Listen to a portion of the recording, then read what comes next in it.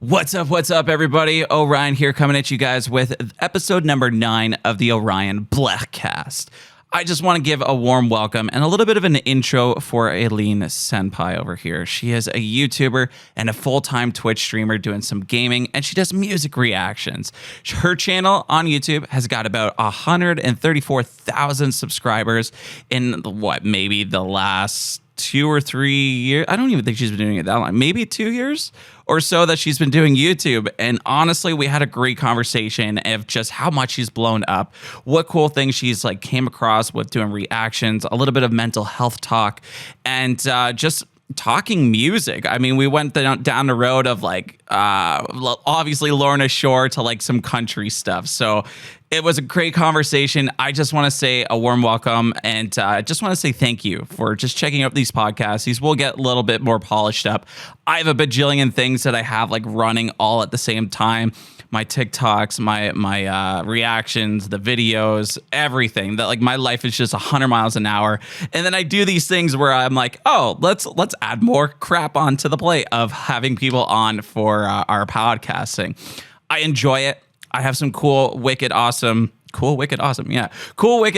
stuff from Rode over here. They hooked us up really good, and I really want to put this stuff to the test and really showcase it for you guys if you guys are actually wondering about how to either podcast or even what equipment to get. So I've been testing out this stuff, having a blast with it, and they sent me over some stuff, and a big shout out to Aileen Senpai as well for starting off that relationship with Rode, and then it even led into Tank the Tech over there as well. So I just want to say a big shout out to those people, and yeah, enjoy this one. It's a great one. Let us know down in the comments on YouTube who you would like to see next, possibly on this podcast, and let us know some feedback. What do you want to hear from these people? What can we change? What can we talk about? I don't know. I'm still kind of new at these things, but I'm quite enjoying it. So I won't take up more of your time because this thing's pretty long, about an hour and 40 minutes. So enjoy yourselves, and I'll see you guys in the next one.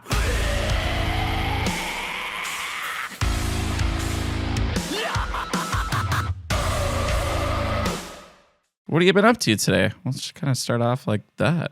Today was good. Yeah. Went on a walk, did a video, and I was mostly just like nervous for this. Were you? Why are you nervous? I don't know. I mean, you're like super chill, so I'm not like scared or anything. But I guess I'm always just nervous to talk to people. I'm so, I guess, chronically online that when I'm actually talking to someone, I'm just like, oh, I forgot. I feel like all my social skills just go out the window. I feel the same way. I mean, like even when I'm like doing my videos and stuff, I feel like you, I guess you're just in your zone. You're ready to do that stuff and so on and so forth. But yeah, it's like I don't know. I feel like it's like my alter ego. So when I'm like in real life, I'm just like, I don't know how to talk to people.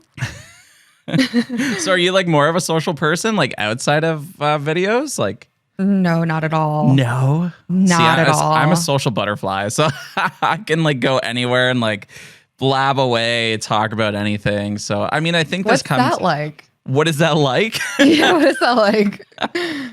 I don't know. I'm just a very open person. I'm just I don't know. I like talking to people. So I mean, that's why I kind of wanted to do these podcasts and stuff and talk to some of my favorite people, some of my favorite artists, and this and that. But yeah, it's been going good with that. It's just I have not had time to do stuff like this. I wonder why you don't have time. I don't give myself enough time. Honestly, like I almost thought I didn't have enough time to do this today, and I'm like, do I cancel on her? I'm like, I already would have canceled on one guy. understood. I would have understood, honestly. Yeah, I'm glad I'm doing it today, though. Like, honestly, it gives me a break from a lot of the stuff. I've been doing a lot of TikTok stuff today, so usually my days are just like edit. You feel like you're on autopilot? Sometimes? Maybe a little bit, but not really. I feel like I'm just so hungry. I'm so wanting to win that I'm willing to do anything and everything that I have to do it.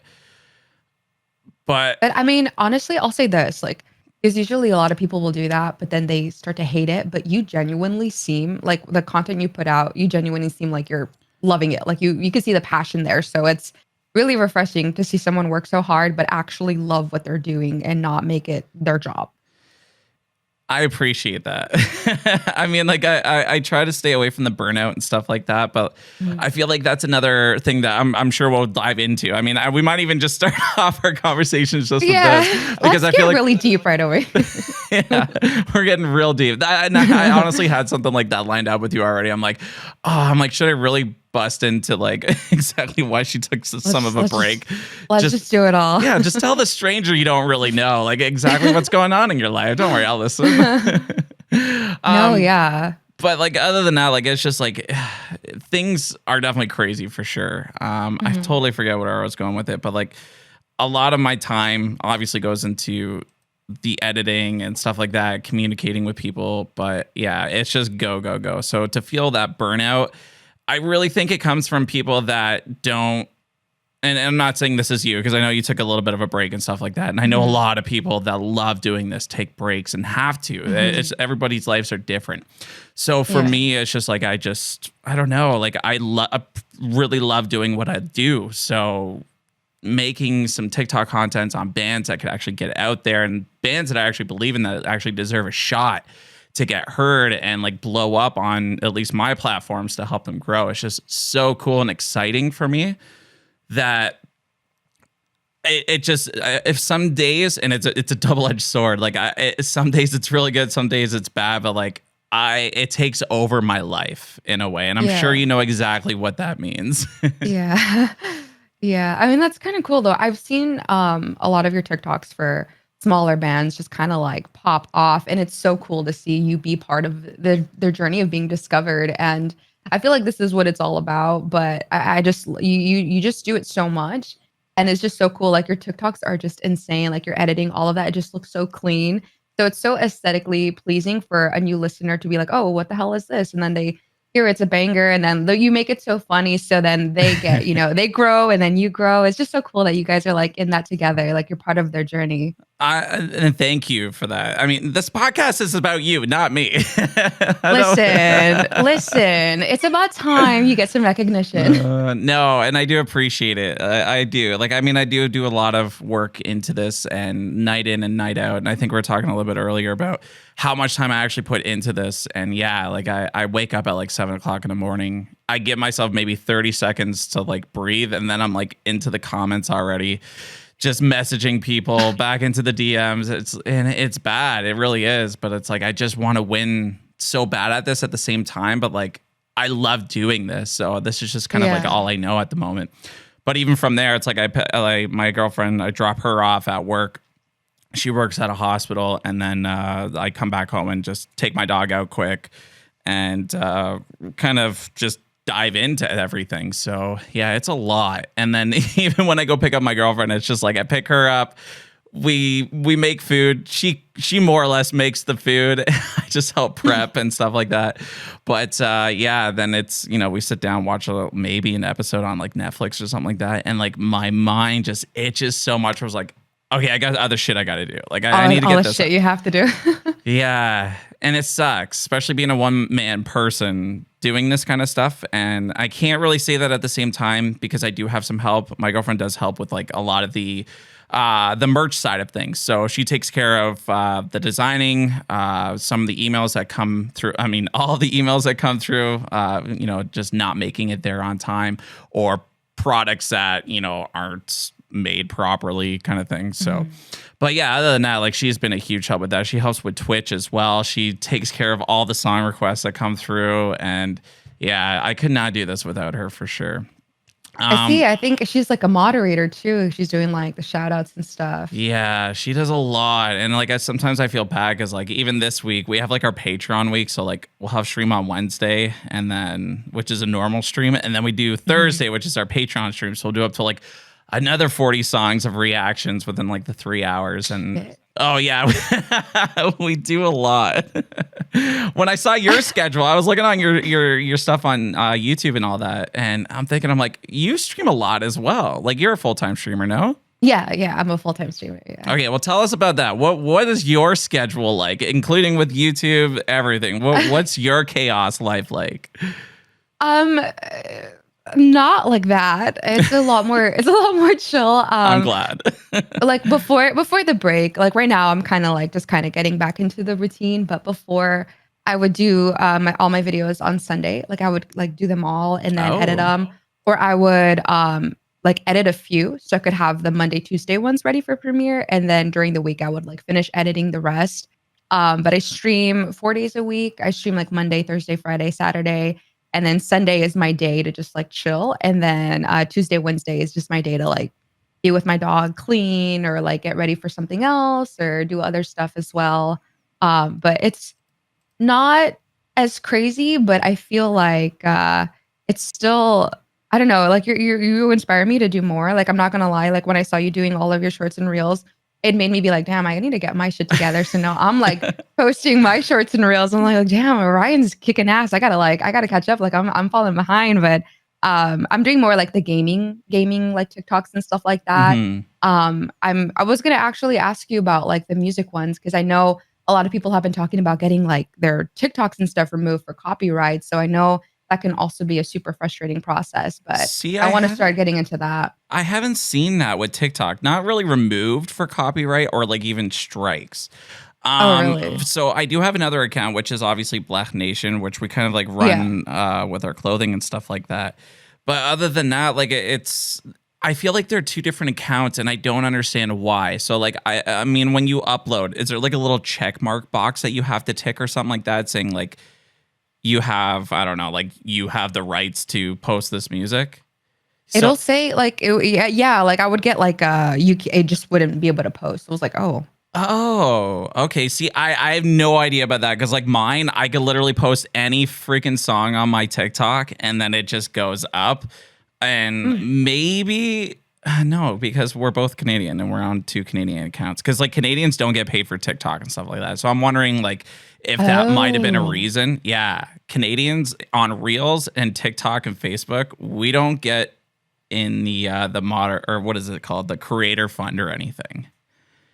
what? Yeah, I know. Like people even like make fun of me sometimes. They're like, "Oh, you're only doing this for views to make money off of other bands." I'm like, It's like, "Bro," I'm like, if I did, then if I'd you be, only knew the yeah. struggle.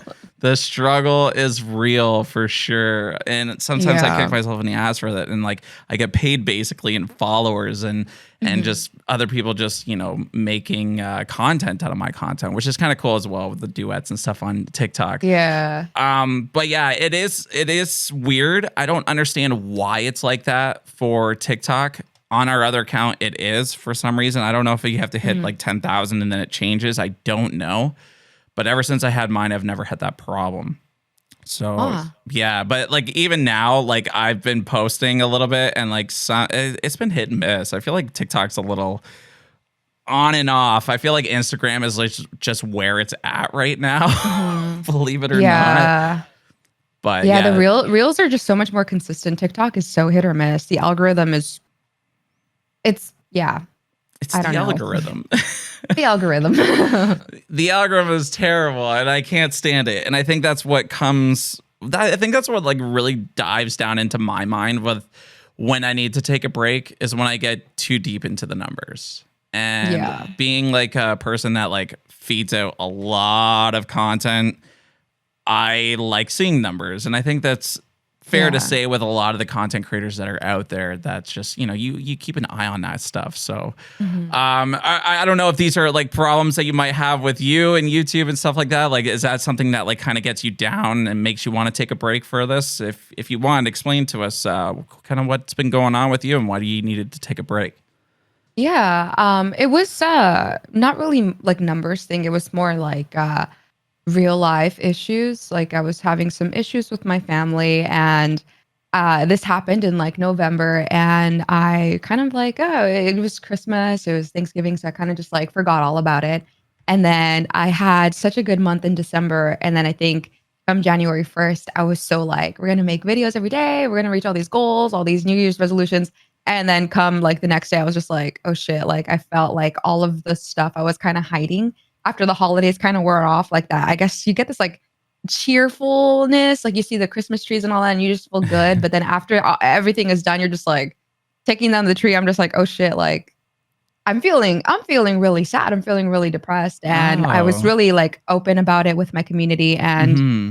I felt really guilty, like having to say, "Hey guys, like I need time off," but everyone was super supportive. But it's always in the back of my head, like I guess the numbers, you start thinking like, are people gonna unsubscribe? I'm really flaky, and people are DMing me like, "Where's the videos? What happened?" I'm just like, oh, like I need the Oh, people time, actually but do that? Oh. yeah, I was getting a lot of DMs saying like, "I subscribed to you. Like, why haven't you made videos?" I'm just like, I'm going through it, but I made the post today so people could know like I'm fine. I'm coming back, and I'm ready to come back. But Oh, I man. think I just needed to get the time to myself and just get my mind back together, and I guess fall in love with this again. But yeah, I'm feeling real good now, and I really needed that because if I didn't take this break now, I feel like it would have domino effect, and the whole year would have just gone to shit. And at least I just Yeah. kind of take care of this now, and the whole year is still ahead of me. So I think I'm gonna be okay. That's good. That's really good.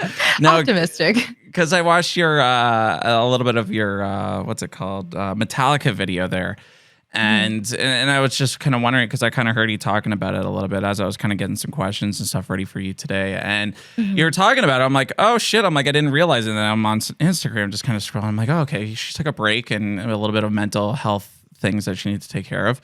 And I think that's very important for sure, especially Mhm. with that kind of stuff. And when it's more of a personal problem, like I won't pick and prowl at you or say like, "Hey, what's going No, on?" yeah, yeah. But like, and that's another thing. Like, are you close with your family? Like, do you live in the same cities or No, no? Okay. my mom lives in Texas and I live in California, and I don't think I've seen her in like 4 years. It's been a while. Wow. Yeah, that's must be a long time to see some. I don't Yeah. know if you guys are close or anything. Obviously, I Yeah, don't yeah, know you yeah, that yeah. well, but No, me and her are good. We're close. I think that's what makes it hard mm, is it was my parents are split. So my dad is, close here, but I'm not close to him at all. So I'm like, I wish she was here sometimes. So sometimes it gets really hard, but I'm going to plan to see her real soon. So hopefully I can, feel, that closeness, that family again. yeah, of course. If so a 4 hour airplane ride, right?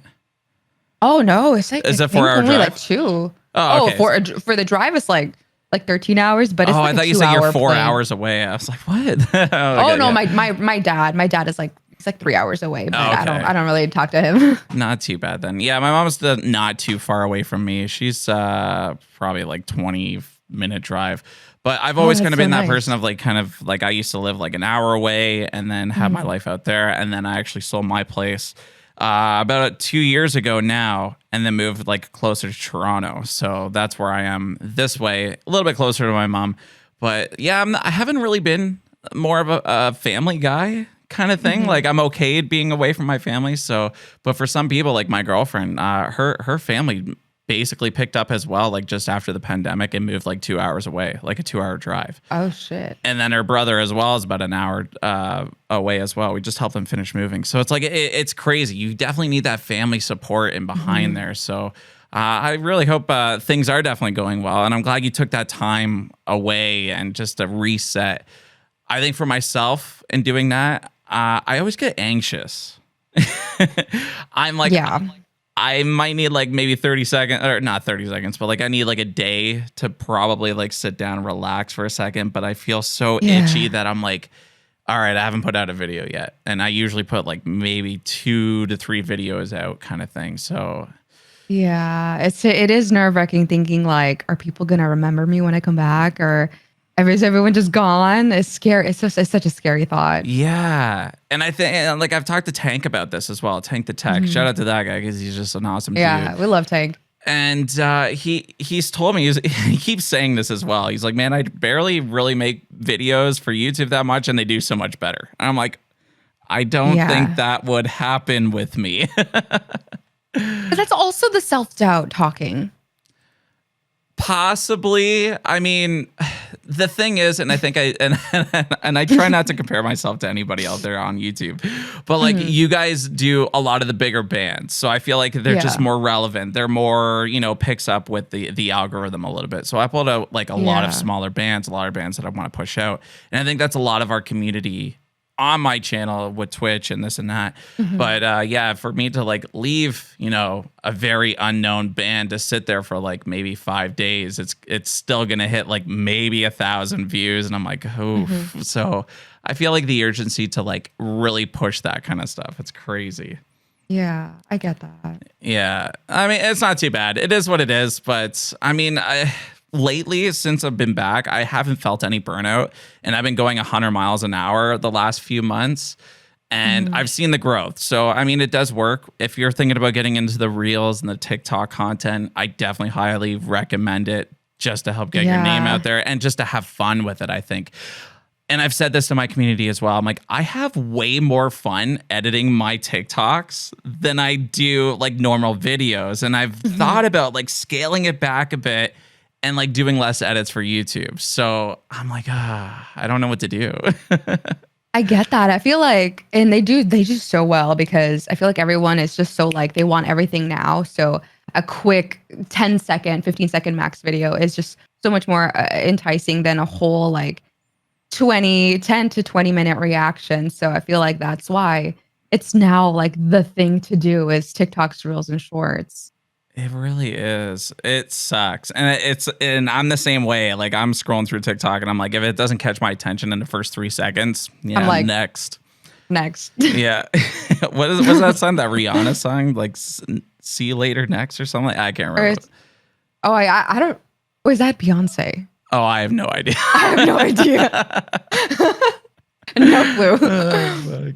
All right. So, yeah, I mean, this is kind of where I was going to start into the video. But for you guys that don't know who Aileen is, she has a YouTube channel with 134,000 subscribers. She is a full-time Twitch streamer with 20,000 followers, which is really, really good. Instagram at 15. You are killing it. As much as I know we were talking about me for a while and saying like my things have been popping off, I like commend you and like how much you've done as well with your channel. And I think it's just very inspiring for myself. And I've seen people like you and Tank just really take off in the reaction scene. And I think it's just crazy. I mean, I really want that button to be hanging up on the wall. I mean, my girlfriend says I'm not allowed to hang it up there. I'll have it up there somewhere. But she's like, it doesn't match everything. I'm like, yeah, all right. Well, then I get that. I mean, I used to have a studio. I used to have a house as well before I sold it and then moved down here to her place. But yeah, I had a studio. So like now we're just in the middle of just trying to get a house. So I understand she has her things. And honestly, with my studio in here, we live in a 750 square foot apartment, like condo. We own it, but like it's like an apartment. Oh, shit. Yeah, your eyes just like lit up. Oh my God. It looks so nice. So I love the aesthetic. All the whole design. Yeah, that's all. We call her emo queen in our community, but yeah, my girlfriend has designed all this, but like then I ruined it with all my lights in the background. How dare you ruin the aesthetic of her studio? I know. So I told her, I'm like, don't worry, we'll get you a house. Don't you worry. That's the right answer. Yes, it definitely is. But yeah, as I was saying, like you've been killing it as well and just been doing a lot of cool things. And that's another reason why I wanted you on here today. And another big shout out because I picked up a lot of this road stuff and then also got more stuff from road, which has been awesome. And I really wanted to just say thank you for inspiring me to, you know, like just picking up some of this stuff. Like we picked up the XDM 100 and the mic and the headphones as well. And I just absolutely love it. So I just want to say thank you face to face for even just putting your face on the brand Rode. And it's the same with Tank as well. Like you both of you have been like just, hey, you guys need some Rode. So I just want to say thank you. And now we're all Roded out. And it totally did not rig that giveaway, by the way. Totally did not. Totally did not. I wasn't going to go there, but it came out of your mouth. All right. Well, thank you, Aileen. Oh, shit. All right. So let's get down to business here. So you said you're from California. I don't know whereabouts from or if it really matters. I know it's really big. But yeah. You don't have to say actually, where. I'm from Texas, and then I moved to California. I want to say like 8 years ago. Oh wow! And I've just been here, just to be with family. But you know, I don't really. I moved out a while ago, so I don't really talk to them anymore. And I liked it. I mean, I lived in El Paso. There was nothing to do, and now there's Disney. There's so many more, metal shows. There's There's just Disney. the beach. It's not. I don't know. I'm not really a yeehaw person, so I feel like I just fit in a lot more here, and I ended up just staying. But I'm happy. I love it here. That's awesome. I love how you say you're not a yeehaw person because Not a yeehaw person. I was like a city boy, and then I moved out to the sticks, and then it's just like this whole like Letterkenny accent kind of picked up on me, where I'm like, a couple of hockey players came down the laneway the other day, and that's kind of how I just talked with all my friends out there, and I ran my own business out there too, so like I just picked up on the lingo a lot. So does it feel good to be in the city and stuff then? Yeah, I still say y'all. That's the only thing I can't stop saying. It's just the Texas. It's just I'm just like, hi y'all, and I'm just like, God damn it! Like it's just a part of me. I'm embracing it. Honestly, I kind of feel the same way with being Canadian. Like obviously we say a lot. Yeah. But about, I actually say about. It's more of like Quebec that says about. But other than that, like it's just even when I'm typing it, and I notice like Americans will say like they'll spell like EH.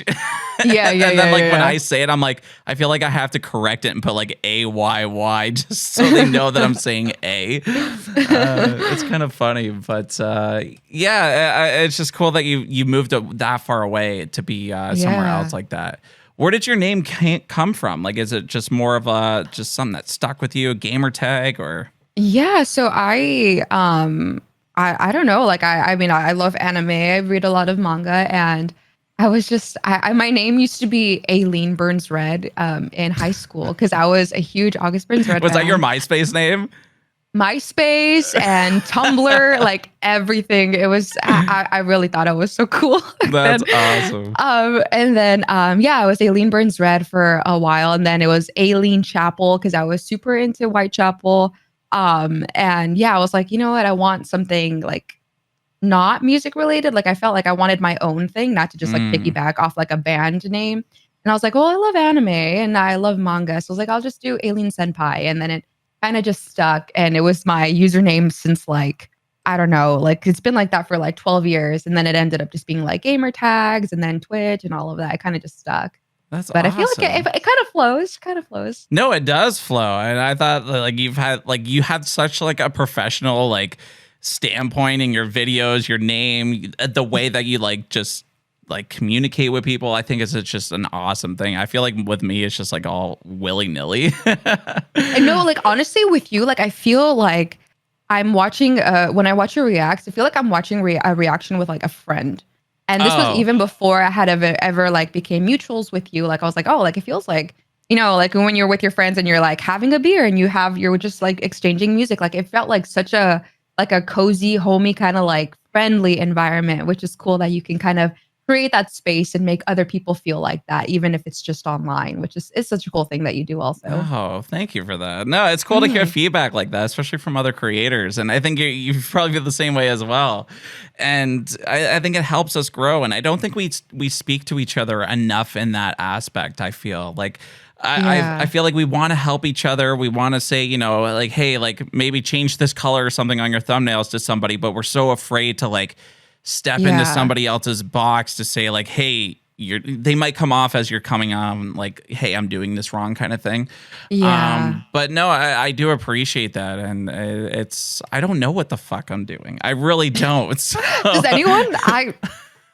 You find out what the fuck you're doing, please let me know. Yeah, I don't think there's a course or anything. Maybe that's what we should do. We should be making courses on how to be Reaction 101. So before you were doing all this, I know I've watched a couple of your. Actually, before we got on, I checked out like your very first video, and it was Ginger on Pisces. Oh God, I don't want to talk about that video.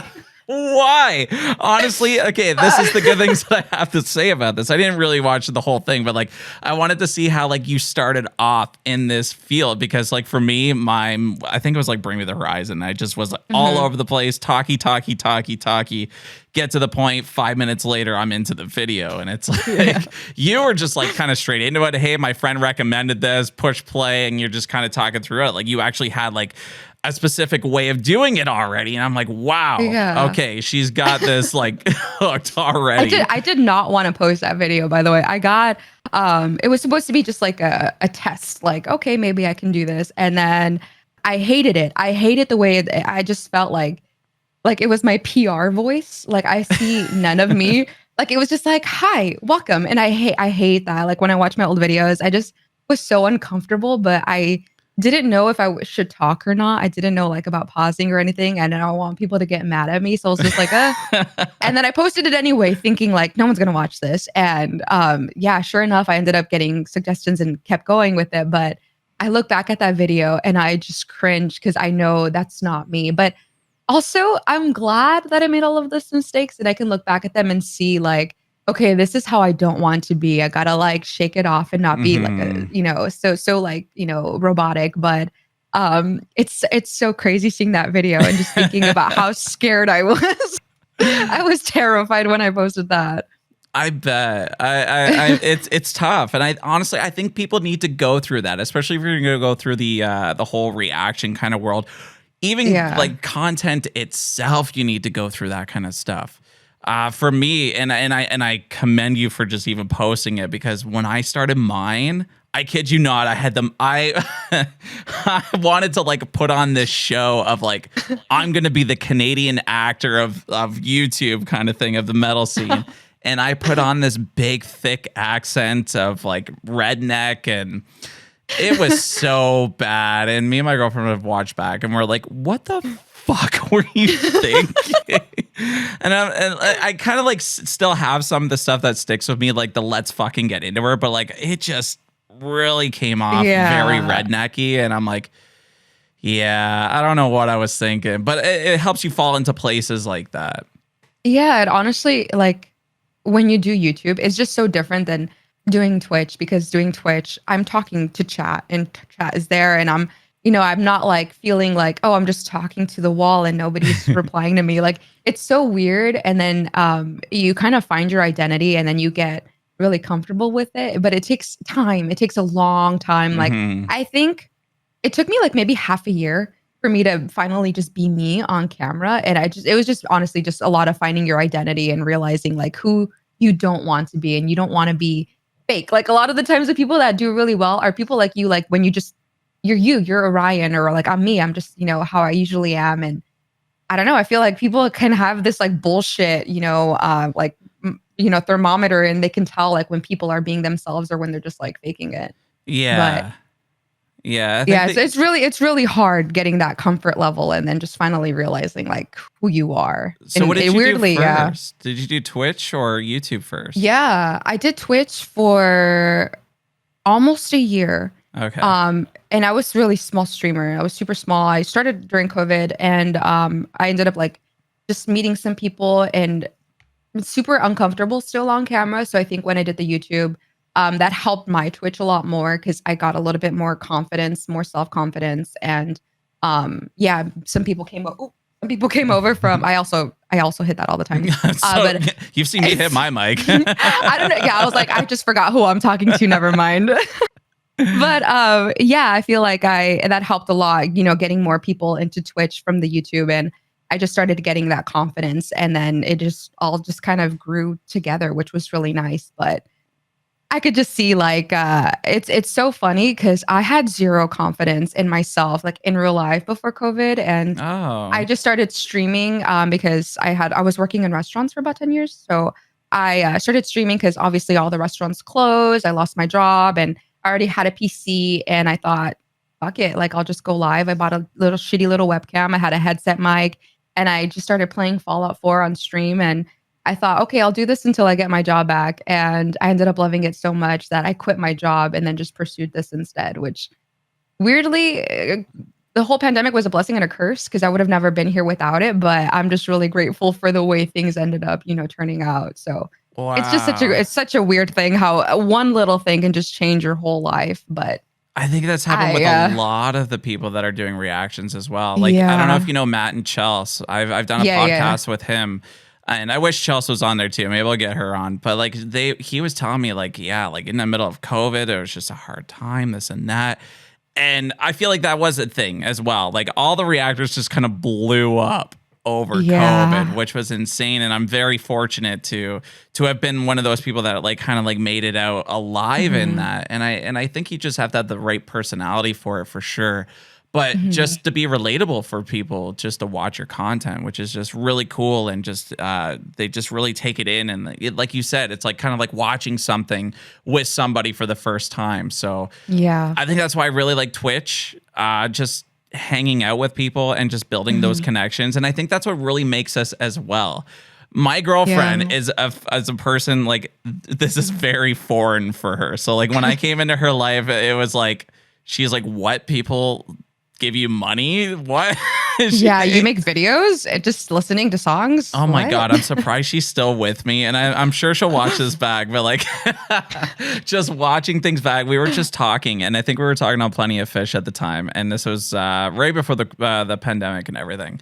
And I went through a whole divorce and everything too. So like I was just talking to her, and I'm like, I just really wanted to impress this girl. She loves metal music, and her profile says like she loves Architects, Wage War, this and that. That's a keeper. Yeah. And I mean, like, she lived like an hour and 15 minutes away, and she doesn't drive. So I'm like, fuck, like, what do I do here? So like, obviously I started making like a little bit of gaming content. I had a little bit of background with Twitch with that, with my ex, and I'm surprised I'm still doing this kind of stuff to this day. But anyway, she is so foreign to this that like I started like sending her random videos of me on YouTube, and I'm like, what the fuck was wrong with me back in the day? Like, any other person in her right mind would be like, this guy's fucked. Like, why am I listening to this guy? It's just modern day flirting at its best. Probably. Yeah. We need to make a new dating site now. It's just for content creators, and it's gonna be shit like this. Oh, I kind of like that. Honestly, weirdly feel like it would pop off. It would do really well. I think it would too. I don't know. I feel like I think that should be a thing as well. Like, I mean, like we were on the dating sites and stuff, and it's just photos. You're swiping back and forth. You don't know how this person fucking talks. You don't know how they. So we're on to something. Yeah, imagine like finding your like soulmate, and then they hate metal music. Like that would be just devastating. Like there needs to be like a metal lover type dating site somewhere. Like that has to be a thing. Metal. Has to be a thing. I'm trying to think of a name right off the hop, and I can't do it. Nothing's flowing. We'll figure it out. And we'll patent it. Shred it dating site. I don't know. Shredders unite. Shredder's pit. Wait, Blegh at first sight. Don't do that to me. My girlfriend's gonna start like coding all this shit now. Just like making merch. Yeah. Flat at first sight. Actually, that's a good one. I'm not gonna lie. Oh man, the Bless stuff has blown up so much, and it's so crazy. And it's so fucking funny. Last night we were doing reactions on Twitch, and there was a Blegh, and everyone was just like, tag Orion in my chat, and I was just like, oh my God. I mean, the marketing behind it obviously worked way more than I thought it was ever going to. But man, this would not be a thing if it wasn't for my girlfriend. She legit like kind of came up with this idea, and it started off with the Monday Bleghs instead of like the Monday Blues. So yeah, we kind of made it into like every Monday we'll showcase a band that has a wicked dirty Blegh in it. And I made like a huge series on it, and I just kind of died off with it because things just kept getting crazier. The new drops, especially after COVID, it was just big drops after big drops. And and then she started making the merch and stuff for it about 2 years now, I think. And she designed the store and everything. She has no graphic design background at all. And like she started using my computer for like 2 months. And then I'm like, okay, I need it. I need it to edit and stuff like that. So I ran out and I bought her like a $1,500 computer laptop. Like $15,000. Oh, I know. I need one of those. I'm on a laptop, so it's crazy. But yeah, I bought her that, and I'm like, here, play around with this now that I know you're kind of into it. And it just went nuts. It's crazy. The merch is so good. So good. Like when you posted your like for Blechmas, the little like thing you put on Instagram, I was just like, holy shit. Like the ornaments, everything was just so fucking great. I was like, holy shit, this is really well done. Like incredibly, like even the website, it just looks like clean and just like minimal. It's just so inviting and it looks so damn good. I was gonna ask you about your merch, but now that you tell me it's her, like she did an incredible job with it. Yeah, I could not do this without her. So definitely a big shout out to her. And thank you for Yeah. just the kind words. I know she'll like really appreciate it in that. And she puts a lot of fucking work into this. It's insane. Like it's she has a full-time job and then she comes home to this and it's like, people complain or like they don't even really complain. It's really the carriers that like yeah, sometimes people don't get their merch and stuff like that, so it's like we have to help find it and this and that while she does. I don't really do anything, but yeah, so sometimes she's like she gets a little frustrated, so and I understand, but it's a huge kudos to her for sure. So you were saying you did you were in like I guess the fast food restaurant, or not fast food but like restaurants and stuff like that you were doing before all this? Yeah, I did. I did basically anything involving that. I did wedding planning, I did event planning, I did bartending, cocktailing, serving for 10 years. So it was very tiring because like I would work like doubles like all the time. So I would work my ass off and it's just so mentally draining and dealing. I feel like that also helped going into content, dealing with like customers and like the Karens at restaurants. So you have to like bite your tongue and just like you can't really like shake a customer. So sometimes when I deal with that. So I really want to. I wanted to so badly, but I feel like that helped so much. Because sometimes you read some comments and you're just like, then you realize like it's fine, like it's just it's on someone online. Like the words really can't affect you, but old me would have like probably, if I didn't have that experience, I probably would have like replied to every hate comment. But it's inevitable. It's inevitable. It happens. Everyone gets them. It really does, and sometimes it is hard for people. I mean, like even for myself, sometimes like I sometimes get mad still to this day when people are just like. I just look at them like, what is wrong with you? Like, I don't understand why you have to comment something like that when it has nothing to do with the video. It's just like, I mean, I get a lot of cringe comments, but it's like, you know what, dude? Like, I'm getting this ban heard. This is actually me and who I am. I'm like, if you actually watch some of my content, like, you would understand that why I jam hot dogs in my mouth. Like. I still don't understand that. No. Yeah, you know what? Neither do I. I don't. Chris sent me this thing. Like he sent me the video early too, and I didn't listen to it. I just knew from like just their Facebook post, and it was just like rip like hot dogs, and it was like this one's a ripper or something like that. I'm like, you know what? I'm gonna get some hot dogs. He tells me there's a black or something in this. This could be fun. I just went. Yeah, nothing was like filmed twice. Nothing was it was just all like randomly. On a whim. Yeah, it was a lot of fun. It was like one of my favorite videos still to date. And like I feel like now with Motionless in White, it's just like I have to like up it. So like after that, I had like an Axe container with a lighter, and I just started like flame throwing. Oh yeah, my girlfriend was not happy about that. And then the water as well. I dumped a bunch of fucking water on me. I saw the water one. And then my mic was just started cutting out, and I'm like, oh no, this is finally the end, bruh. This microphone that I have, the HyperX, sorry, Rode. I mean, this thing is a tank. I punched it the other day, and my hand still hurts. Yeah, I will not be punching these mics.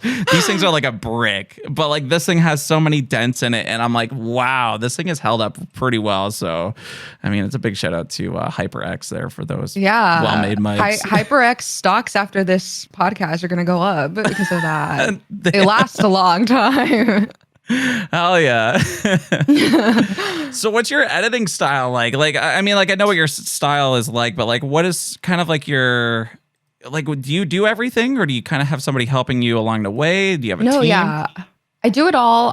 But it's really simple. Like, I've never really been comfortable with like I use DaVinci Resolve. I've never really been super comfortable. Like, it's just intimidating. Like when I try to use Photoshop, I'm just like, oh yeah, I don't know what I'm doing, and I have to. When I watch videos on it, I'm just like, I still don't know what the fuck any of this means. So I do really simple stuff, but I'm kind of like learning things here and there and trying to like get a little bit more, I guess, creative with some like transitions or like zoom ins or effects and stuff. But I'm also worried people are going to think like, oh, this is really cringy. But I feel like, and like, I don't know. I just want to get more comfortable with it. So I was going to ask you like what software and stuff you use, because I honestly have no idea what I'm doing. For me, like I use Photoshop and then I use Adobe Premiere. Oh, okay. Those are kind of the go-to, I guess, for like your professional grade editing Hmm. software. I mean, I've been using this for a while. Like I used to be a graphic designer behind all this as well. So I have my That own. makes a lot of sense now. Yeah, I kind of fell into it. So like I had like my own print company back in the day. So like I made Oh, banners, signs, vehicle wraps. Like I designed it, printed it, installed all the wraps on the guitar. So like what you see on buses and stuff like that. That's like wow. my background. So I did a lot of that, and then I lived out in the country as well. So like there wasn't a ton of work, but like I dropped like Hmm. 50 grand into like printers, laminators, cutters, and stuff like that. And then I started getting into window tint as well. And prior to going into that business, I had like a little bit of window tinting experience doing flat glass Hmm. for like residential and commercial. And then I started doing cars because my company didn't do that. So they kept laying me off like a week here Mm. and there because the big job that they hired me for was like for a hospital. So we were like doing security film and stuff. So like I had a little bit of a background Mm. with tint. And I'm like, you know what? They don't do this. They can't fire me for like tinting vehicles on like cars and stuff like that. So I started doing a Hmm. couple here and there and then saw the money that I was making with that and then eventually sold all my printing equipment. So I bought it for like 50 grand, sold it for 20 grand after like maybe 2.5 years after that. And then and then never looked back. I had like a really good successful window tinting business flowing. Hmm. And then it just went nuts from there. But from that, I had Photoshop in the back of my pocket there. That makes a ton of sense because I can even tell like the little details. Because I use the band logo, but you will make it match, and you add like a certain little like details into like the like color gradients and stuff like that into your thing. So I'm like, oh, that makes sense. Like, because I could tell that you know take the time to do it for every band that you listen to. Mhm. So it's all in the details. So I was like, oh, I have no idea what the hell I'm doing. So that makes a lot of sense that you have the Honestly, background. like I see, I've had this battle with myself in my head. I'm like, is it worth doing that? Is it worth being more simple, like just simple and stuff in Hmm. that terms? And because I've seen like yourselves as like creators and other people as well, it's like I honestly feel like there hasn't been any difference whether you go ham on your graphic designs or even your edits. I mean, Hmm. I go really hard on my edits some Yeah. days, and it doesn't take me too long. On average, it might take me maybe an hour and a half to do a full video Hmm. completely edited. That's like record on a computer, or sorry, on the camera, vocals and stuff, plug it all together, and then put some layers and stuff in there with my Hmm. my whatever the frig it is. And and then some days I'm just like, man, I don't want to edit. Like I just it gets crazy. Yeah. Sometimes it doesn't feel worth it. Like I see some people, I'm like, man, they have just as much as subscribers as I do. Their thumbnail is literally their face in the background. And I'm sitting here busting my ass off trying to make the most CTR thumbnail there is. Yeah. And it flops. Yeah. I Oh, I get think that's that. me. Oh, it's a fire alarm test. My bad. Oh. No, I feel like people notice those things. Like They people do. definitely recognize that. And I mean, like I tell my community all the time, like Ryan works hard and like all the details works super, super hard. And they're like, no, yeah, all of them will tell me like, no, yeah, he works really hard. So people are recognizing that. I appreciate it. And like I love showing like off other people as well. Like I love talking about other people in my videos too. Like I bring up yourself, Tank, and a lot of Metal Burb too. I mean, like we are really Hmm. close and kind of even the same kind of content that we do put out. But Hmm. I just love sharing the hard work that other people are doing as well. I mean, I wish we kind of crossed on paths of like when we stream so I could like drop people on you, but Hmm. it's just like, man, it's just really cool the community that we have built in that way, whether it's people that are Yeah. watching and then like the other streamers that are out there. So it's just crazy. And tell your community thank you for just noticing my stupid Yeah. edits that I Yeah. put in here. Like when a pinch goes off, like I make it just go like just crazy. I have such a Yeah. creative mind where it's like I want it to be different, and that's kind of where it started. Like Yeah. I see some other people, and I'm not saying that it's bad that like other people are out there just that don't have crazy edits and stuff. I just wanted to bring like a different experience. And I felt like with myself, and I think this is maybe where my insecurities come from as well, where like I really wanted to like be something. You know, you have your singers over here, you have your guitar players over here, you have like very intelligent people like Tank that know the roadie game and like came up some great content, and I'm sitting here like, yeah, I could fucking throw shit around my room, and but like editing kind of came out into that, where I'm like, this is my strong point of that. And then Ronnie Radke reacted to one of my reactions. I don't know if you saw that. Yeah. Yeah. Yeah. Chill on the Reddits, bro. It's like this ongoing like meme in my community now. He can be intimidating. He reacted to my video, and I was just like holding my breath the entire time. I'm like, please, if you shit on me, I will lose all my self-confidence. It's scary. I didn't think it would affect me in that way, but it totally did. And I'm just like, man, I made something so different than everybody else. And then you're just like, he liked it, I guess. But it was just kind of funny seeing him struggle, try to put his camera somewhere on like OBS. And I'm bouncing full screen, small screen, big screen on me. And it's just like, oh, yeah. So I've always joke around. I'm like, yeah, I'm going to double dip on those reactions and just be like, Ronnie safe reaction, and then just make like a completely like full blown edit. And then I got told by like Metal Bourbon Hardcore Team, they're like, yo, don't even do that. Just make it 10 times worse and just make it worse. Stress out. Add the like the high porn, the burr, burr, burr, burr, burr, like every 5 seconds. Oh fuck. No, it's been a great time just doing all this stuff. Out of all the reactions that you've been doing though, like I know you do a lot of like heavier rock bands, Rammstein and Metallica and stuff like that. What are the top 3 bands that you've discovered doing all this? For sure, Lorna Shore. They've become one of my favorite bands. Just heavy rotation. I love Lorna. Spearbox. I'm gonna see Spearbox in April. I'm really excited about that. I love Spearbox now. I was a huge fan of them when it was Courtney and I Wrestled a Bear one. So I was like, I remember when I saw the reaction, I was like, wait, what the fuck? This is the same person. That's cool that you even noticed that. That's how you know you're a hardcore fan. I was just like, wait, I've seen this face before, but I don't know. And then I looked it up afterwards, and I was just like, oh my god. And I kind of think. Honestly, Electric Callboy. Like it was very like I love like just all kinds of metal, but I started off in high school with metalcore, and then I got into Whitechapel like my junior year. So I started getting into like really more like heavier type music. So a lot of people would be like, "There's no way you've never heard this before." I'm like, I mostly listen to like emo or like really cringy metalcore, and then deathcore. Like that was my whole life. I never got into my Pink Floyd phase or nothing. Oh, neither have I.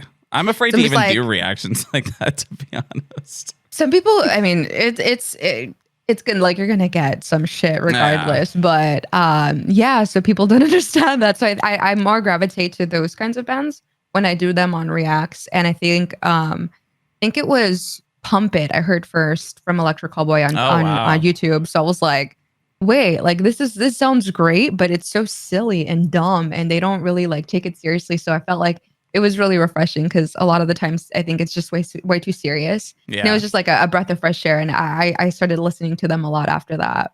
No, that's really cool. I don't even think I'm asking you these questions. I'm like, oh fuck, I don't even know what I've even really discovered.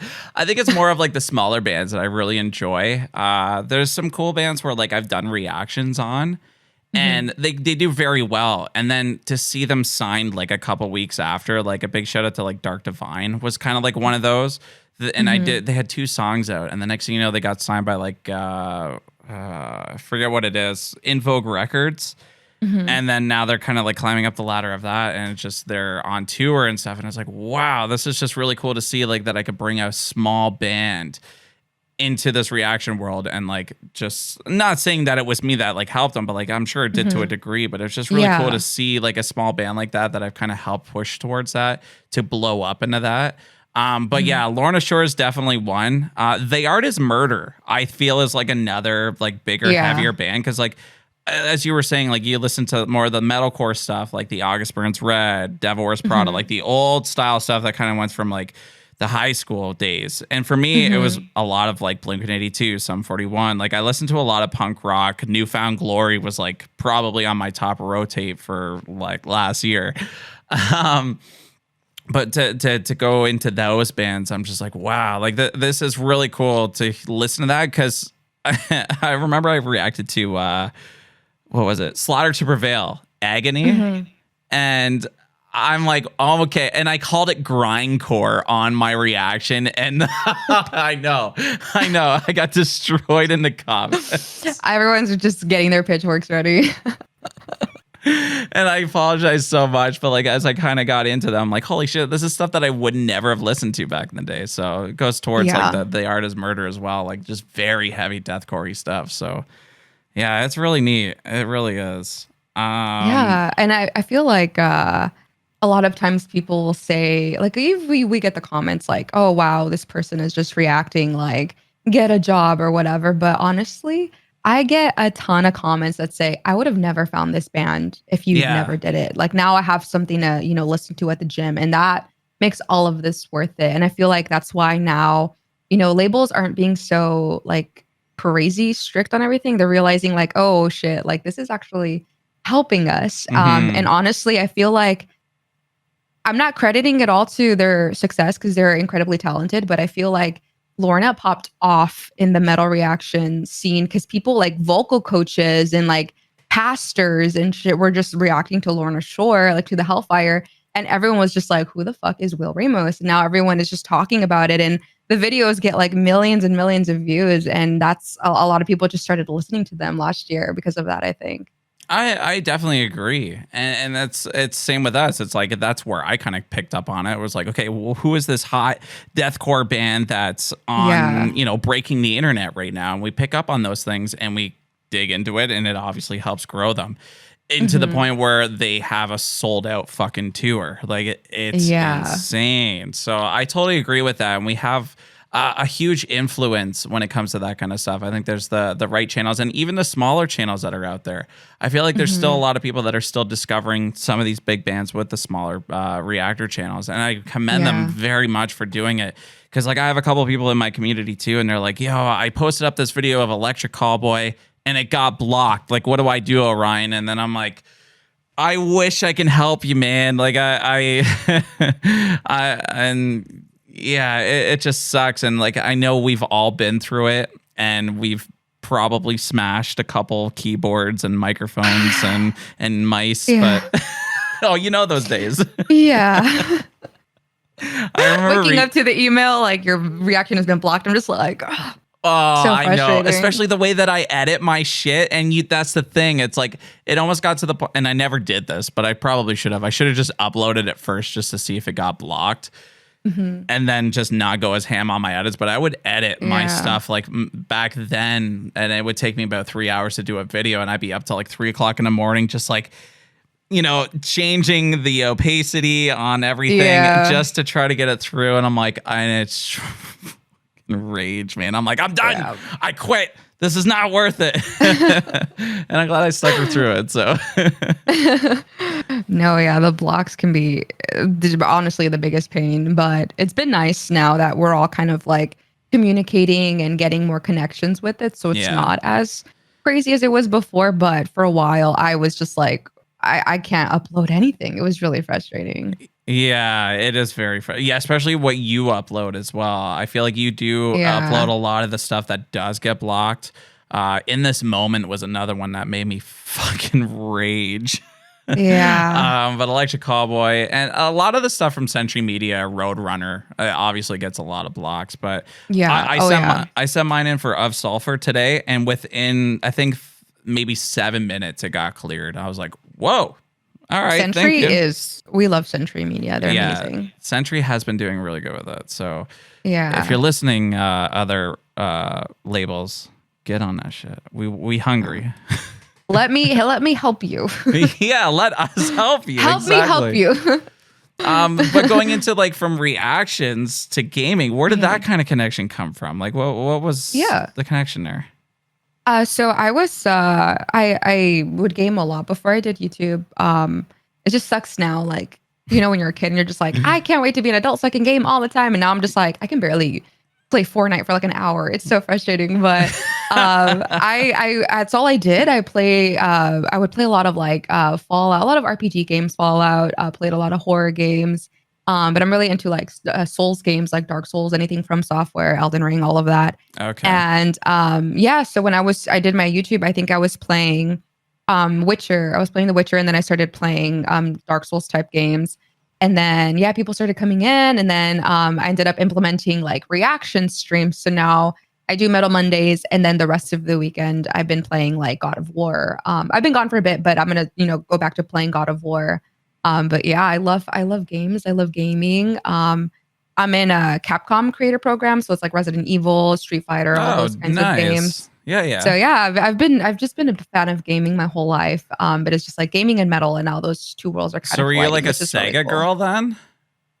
I was more Nintendo. Okay, I've always been more Nintendo. I kind of thought you might have been like the Zelda type kind of person for Oh some yeah, reason. no. No, you haven't Funny played enough, Zelda? I've never played Zelda.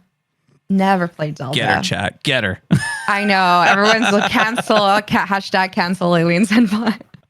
Man, the Zelda series is so much fun, especially if you kind of like a lot of the games you're kind of naming off. I mean, I think you would like that kind of stuff, but yeah, I do have Breath of the Wild. I just haven't played it yet. I have it on my Switch. yeah, But I'm just like, it's such a long game. I don't know if I'm ready for that commitment. It is a very commitment. Oh my god, that's the thing. I love playing games as well. Like I kind of before I got into the whole YouTube stuff, got into the Twitch stuff. So like I played a lot of like mobile games, so mobile RPGs. I don't know if you've ever played Summoners War before, but like I played that, and it's just basically turn-based dungeon runs. Oh, I see. Okay, so okay, I see what you mean. Yeah, so like kind of like this is the biggest like biggest RPG turn-based game out there. But anyway, yeah, I kind of got into that world. And when I was in that world, I had like sponsors as well, and got flown out to Montreal to do voiceover work, and then also Japan to visit SNK Studios and stuff like that. So if you're a Wow. yeah, so I'm sure if you know the Street Fighter kind of realm, like that was like a big thing with Gameloft. So Gameloft actually sponsored me and my ex-wife to go out there and do all that stuff. So it was a lot of fun in that aspect. But I don't have time to play fucking video games. I know. I see you play a lot of Fall Guys because it's just so like chill, and you can get people involved. Yeah. Honestly, we started playing because like I showed my girlfriend this video or the game, and she's like, "Oh, this looks fun," and then she started playing it like religiously. Sometimes I would wake up in the morning.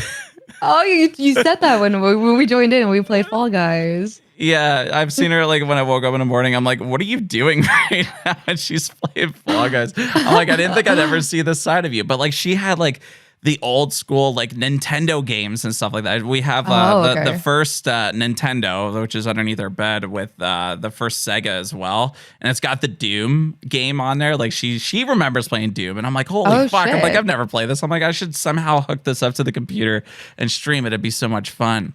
Yeah. But I just remember like seeing this because her parents moved. So she got like this big box of like Nintendo and video game stuff. And my mind just went like, oh my God, what do you have in here? And she had one of these gold Zelda games. And I thought we fucking hit the lottery. It's going to sell for $1 million. Yeah. And I'm sending her screenshots. I'm like, babe, I'm like, this thing is worth $800,000, and then I'm reading more into the advertisement thing, or not the advertisement, the thing, and they're like, yeah, it needs to have like 3 screws, not 4. It needs to have this. It needs. I'm like, all right. I'm like, so it might be a $50 game right now. If you go to like GameStop, they're gonna offer you like $5. I know, it's so bad. I won't even step into those things sometimes, but yeah, I definitely want to get back into the gaming stuff. What were you playing on Nintendo? Like what was your kind of jam back then? A lot of Animal Crossing. I mean, there's nothing wrong with that. I love decorating. Like I love like interior design. So I've always been into like Sims and Animal Crossing and stuff like that. It's like to get into that. It's such a Oh, she would love it. She's It's like such a like interior weird. designer person too. Like she It loves would like it would be therapeutic. She would love it. if she's listening, emo queen.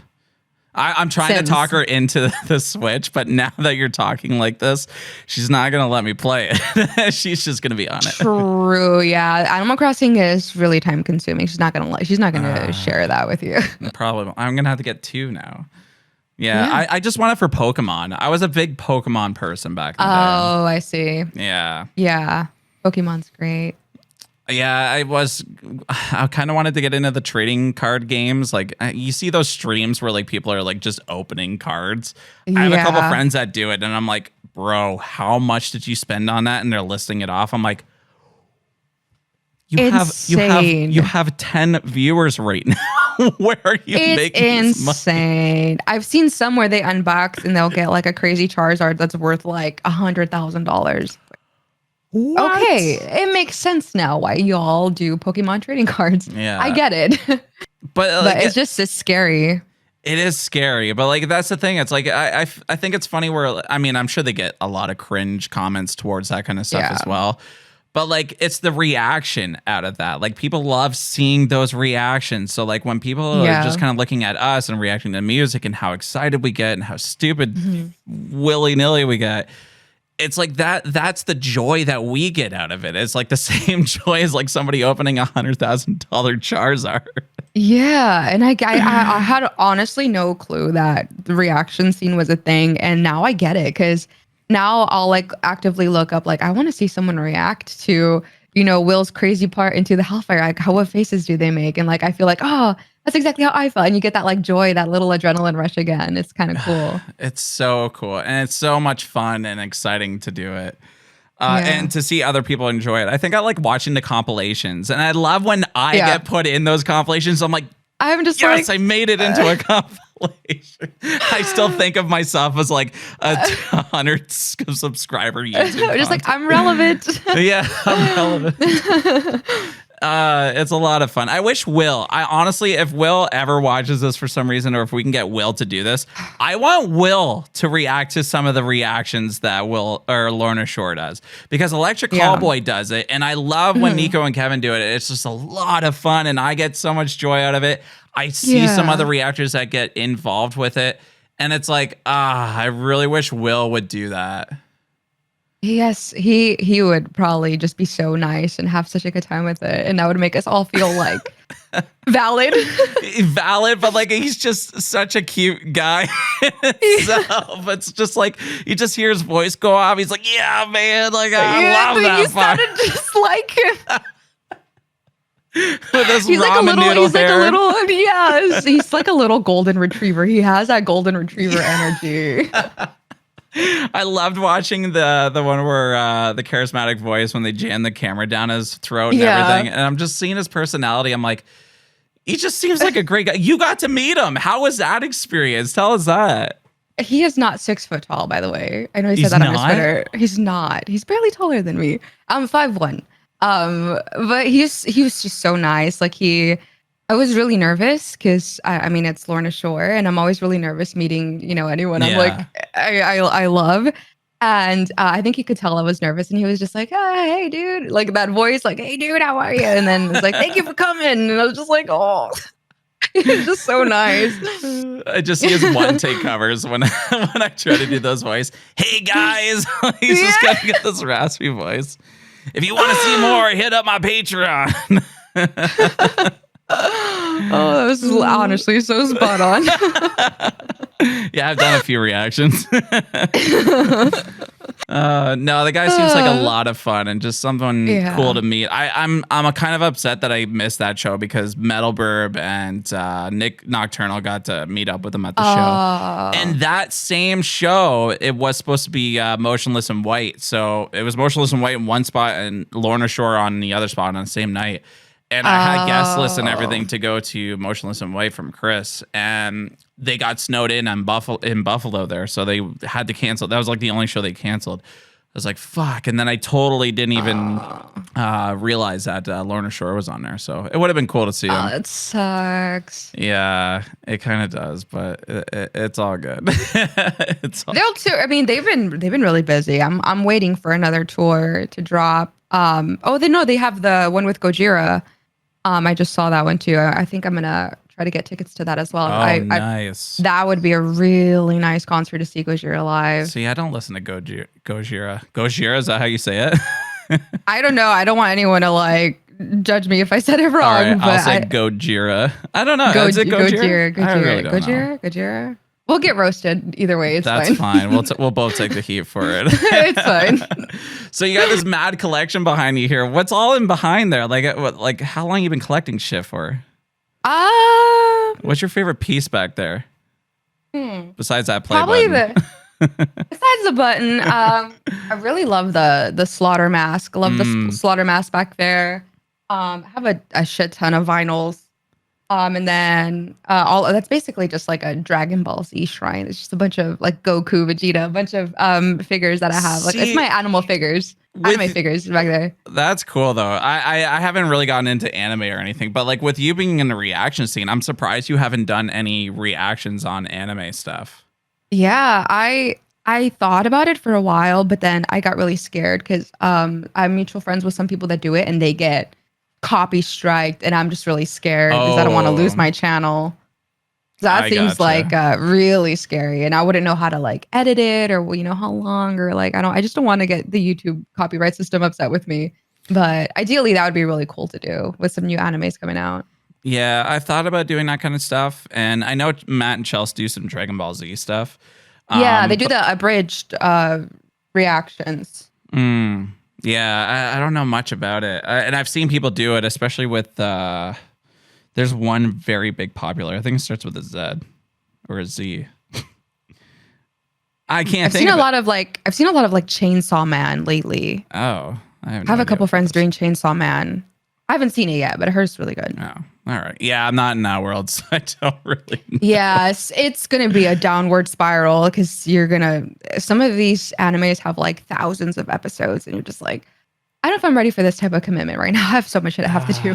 Yeah, especially from my kind of stuff. I mean, if I had a full team ready to go that was like able to edit that kind of stuff, I would definitely, honestly, if I can monetize it, I think I would do it. But I don't know that much of it. But I would love to dive into it. But I don't know. I would love to rewatch the Pokemon series for some reason. Yeah. Funny enough, I want to rewatch it because I've seen it all, but I've only seen it in Spanish. So I'm like, I should probably watch it again because I know all of the characters as I know them in my head are not the same way in English. So maybe I'll fuck around and do that.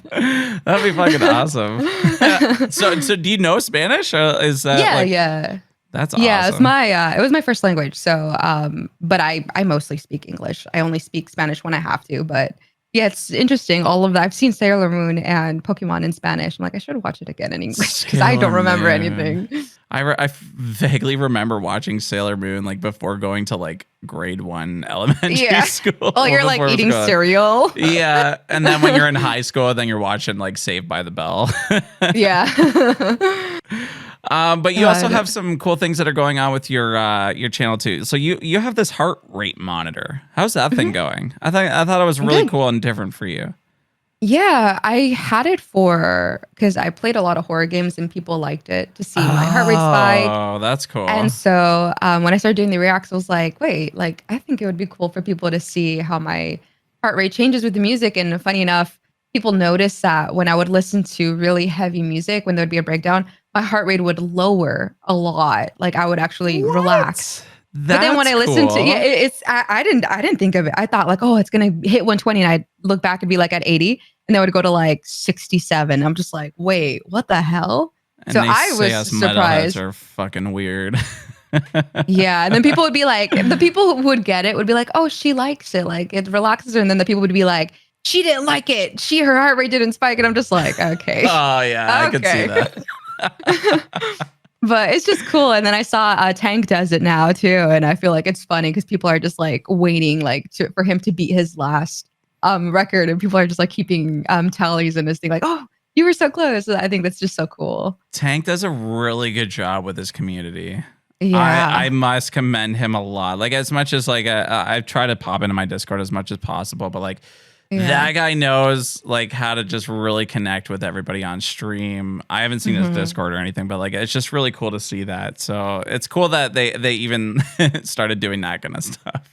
Yeah. He's like kind of like just like I don't know, he's just like a positive influence and everyone knows who he is. And I'm Yeah. so grateful for him to like get us together. And now I know a lot of people and we all kind of like I felt like so alone in this space and I didn't know what I was doing. And then people now can give each other advice was just such a cool thing that he, was able to build for us, which is so awesome. Yeah, he's been a really like spokesperson as well for us too, especially with the whole copywriting and stuff like that. And Yeah. Nick has as well. I wish Nick Hmm. was in there a little bit more with all of us, but like I feel like we'd all like spam him and be like, "Yo, how the fuck do we do this?" Yeah. But What the fuck are we doing? yeah, we still don't know. None of us. Even when I asked Tank some stuff, he's like, "Bro, I don't know." He's like, "I'm just doing things." But I'm just then like, okay, cool. yeah, and then he'll hit me up and he'll be like, "Man, what happened to your Instagram?" He's like, "I saw you at like maybe 7,000 and now you're at like 54,000." He's like, "What are you doing?" I'm like, Yeah. "I'm just The posting." reels. It's the reels, man. Reels have been popping off like crazy. I mean, TikTok is insane too, or at least it was for a while. Hmm. But like now I'm like, what am I at now? I think I'm at like 325,000 on Instagram or sorry, TikTok. It's Jeez. nuts. Yeah. I mean, I've had a lot of big things pop off, but it's definitely the way to go. I just wish Hmm. shorts would go that way on YouTube. Shorts is so hit or miss. You can have one pop off and the next day it's like 50 views and you're just like, okay. Like you just start feeling that like, oh, is it because I'm cringe? Is it what did I do? Like you start like thinking it's your fault. YouTube's not ready for my content YouTube's yet. not ready. Yeah, I've honestly felt like there's been a lot of like more meaner or comments that I've gotten, especially on Yeah. Reels. Instagram has been, I think, my worst. They're just like this. Yeah, a lot of the stuff is like this isn't metal. This isn't a good breakdown. This is cringe. Like a lot. You go scroll down to the bottom, it's just cringe, cringe, cringe. Way more than like because I get way more comments on TikTok, and they just Mhm. destroy me on Instagram. I'm like, bro, like I'm just being me. But hey, I try to Yeah. ignore it. I think that's definitely the best way to do it. But there was one guy that I just leaned into the other day. He's just like, He caught you on a bad day. yeah, I think that's what it is. When you catch him on a bad day, it's just like, he said something about like, this is fucking garbage. Your reactions make me puke. Like, you obviously seen this first. I'm alive and people know that I haven't seen this. And then it's just like, I think he even replied to his own reply and said something else like, and I'm just like, bro, don't worry. I'll hold your long hair for you and get you a bucket if you need to puke. It's just like, That's the best way to react to them, honestly. Because if you match their energy, it's just going to become a fighting war. But when you make them feel stupid, then they just stop. They leave you alone. It's like, yeah. okay. I'm glad I get like enough comments and stuff that I don't really see it. And now I kind of understand as well when there are content creators out there that like, that get tons of comments. And I mean, I try to reply to a lot of stuff, at least in the first day. If you're commenting on my comments Yeah. on YouTube, I'll at least reply to you, but then I'm on to the next video. Yeah. But other than that, like I try to reply, and it's impossible. And people don't understand. And like I love getting these DMs in my messages, like, "Hey, you'll probably never see this ever, ever, ever." And like I see it, and I'm like, they left a novel there for me, thinking that I'll never see this, and like I get to surprise them and just be like, "Yo, thank you so much!" Like it's just so heartwarming and reminds me of Yeah. like what I'm doing, and to put all the bad negative content or comments and stuff away from people, that I get to see this stuff. And I take screenshots. I send it to my girlfriend. I'm like, this is why we're doing what we're fucking doing. Like, it's nuts. That's so true. And you probably made that person's day. Like realizing they made your day, and then you make their day by acknowledging them. But it's just honestly, we wouldn't be where we are without these people. Like I tell them we are all the not. time. We're not. We don't blow up overnight. Like it's with the help and support of a ton of people, the community that we grow together. And so like super, super grateful for everyone supporting all of us for being there for our journey. When we didn't know what the fuck we were doing when we were making cringe ass content to now when we kind of like getting a hand on things. So it's so awesome. It is so cool. I still don't believe that I'm like in this spot where I am today. Like blows my mind. It's funny when people ask, like, what do you do for a living? You're just like, yeah, what do you tell people when they ask you that? People ask me like, oh yeah, what do you do? And I'm just like, oh, I usually like when I know they won't get it, I'll just say like, oh, I work from home. Like I work online. I work from home. And they're just like, oh, they probably think I do like customer service or something or like financing or something. Yeah, I work from home. Because when I say like, oh, I make content for a living, they're just like, oh, are you going to go back to school? Are you going to get a job? I'm just like, nope, this is it. No. I think it's fun just to tell people that kind of stuff. Like, I just, I think we were talking about talking to my girlfriend's granddad, and he was even kind of asking like, oh, how are things going? Like, you keep him busy enough? And still even her parents and stuff kind of ask the same questions and stuff like that. Yeah. And it's like, yeah, I'm like, things are going great. Like, I'm busier more than ever. Like, I probably shouldn't be working this much. Your daughter's probably going to leave me because of how much I work. I don't know. But it's just kind of funny to say that, especially like older people like that, where it's like, yeah, I make videos online. Well, what do you do online? Like, I listen to metal music. It's like, so people will listen to a song? They don't even grasp like, that. That sounds weird. Yeah. I mean, I thought it was weird too when I first kind of heard that concept. I'm like, why the fuck would I be watching this person? Yeah, I was like, no one's gonna watch this. It's so true. Oh man. But yeah, I just like kind of telling people, I'm like, yeah, I'm just a content creator. Yeah. And it's just cool because like I feel like back then it probably would have been a little bit more weird, but like now how we've grown our channels and how we've like really took everything in, we're very proud of it because it's not a well-known thing. So like for me to say like, yeah, I'm a YouTuber, like I'm fucking kicking ass right now. Like I'm a hustler. I want to make people smile and laugh, and I'm growing people's playlists like nobody's fucking business. Like, yeah. It's neat. Yeah, that makes it all worth it. It's crazy how you mentioned that. Like, you didn't think that anyone would watch. It's like, I wouldn't think about this at all. Like, when I was on YouTube, it would be for like tutorials or like to watch like PewDiePie or something. PewDiePie. I never thought. Yeah, you want to talk about cringe. Speaking of cringe. So then like now that we're doing this and we're just like, oh, like this shit is just so much better or bigger than music. Because at the end of the day, like, you know, I honestly, I feel like metalheads get such a bad rap. Like, you're demonic, you're this, you're that, you're aggressive, blah, blah, blah. But metalheads are the kindest, most sensitive people out there. And you go to a metal show, you fall down, you have a million hands, you know, picking you up and helping you out, asking if you're okay. And I feel like it's just such a misunderstood community. And to, you know, be able to listen to this music and hear these people tell me like this song got them through a loss or a breakup or a spout of depression, and you know they appreciate me bringing this to light. It just makes me realize like it's not about the reaction, it's not about the music, it's about how, you know, it moves people and how it makes people feel, and that's just what makes all of this shit worth it. Boom, mic drop. That's exactly what that is. It's just kind of funny how you said like that like people think that metalheads are just like demonic and like mean people. Me and my girlfriend were going to the grocery store the other day, and I was coming off of this high off of I don't know if you've heard it yet, but that Hardy song with Jeremy McKinnon from A Day to Remember in it. No, but someone was telling me about that last night. Yeah, react to it. It's a lot of fun. But anyway, it's got some country twang in it, and like so like my Spotify is just on country music.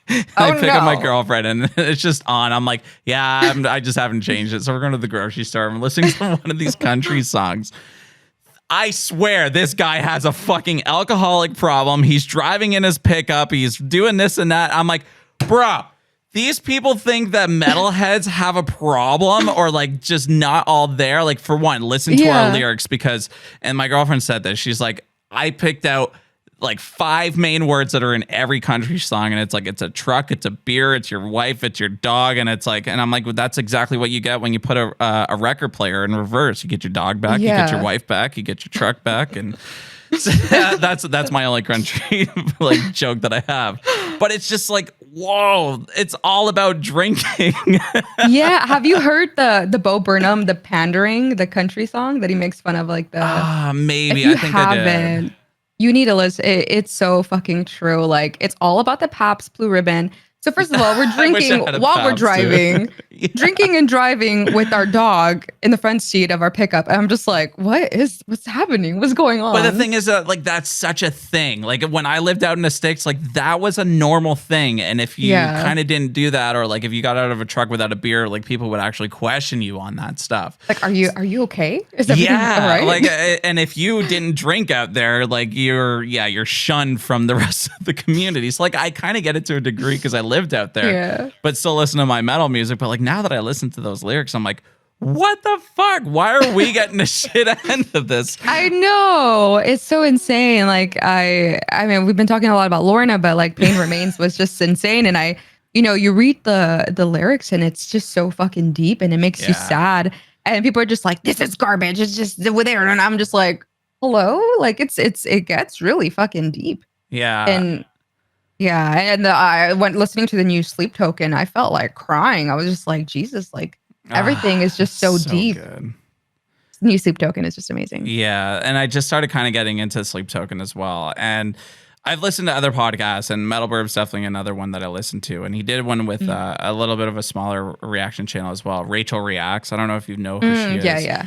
But she's just well spoken and everything on this. And I'm just listening to it and these two kind of talking about it and like how prog metal is just kind of like he thought it was dying because it's so long and our attention spans for like TikToks and reels. And it's like, oh, I totally get it. And then I find myself listening to it. But like if you're having songs like The Summoning where it's like different switches, this and that, and jazz. It keeps you on your toes. It's just it's insane. It is really good. So like I've been getting into that for sure. But like even it's kind of funny how we started talking about country and no disrespect to country. I know country is the biggest genre out there that can make a lot of money for people. Yeah. I have friends that play country music. Like shout out to Matthew Runaway as well. I've done some reactions with him and Wyatt Stav, and it's just like I totally get it. But like it's just funny how they think our stuff sounds the same, but I think we could actually say the same about country music. And I get it to a degree. Like, yeah, you hear the rah, rah, rah, and then we hear the hell yeah. Like, I don't know what I'm saying, but yeehaw. Yeah, yeehaw. Yeehaw. So it's kind of just funny for that. But yeah, anyway, I guess we can kind of lean off of that before we get even more roasted. I mean, I have some country people in my community. It's fun. I'm from Texas. Before you guys. Yeah, Come for me. You could probably line dance to all this stuff. Have you ever line danced before? I'm glad to say I have not ever line danced before. I don't think I have either. So I think my girlfriend was actually telling me I think she's been to Texas once with a couple of friends, and she's just telling me about a time that she went to a bar and she's just like, it's not what I expected. And I was like, oh wow, okay. And she's a metalhead, so yeah, I won't step foot in that. But going off of that, like I said, so yeah, you got some cool sponsors and stuff in behind you and your name and that, which I thought was really cool and really inspires me to kind of like get in touch with those sponsorships as well and just kind of like explore that option. But like, how has been your experience with that? Like, I know you're with it's Corsair, I believe, right? Yeah. I have the chair, and then Road and Ghost as well. So like, tell us about your experience with that.